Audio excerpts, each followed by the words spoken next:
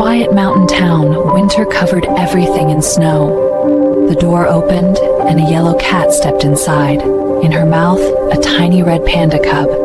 His thick fur was cold, his fluffy tail wrapped around. The woman understood without words. Warm water, gentle hands. The cub relaxed, his thick fur drying slowly.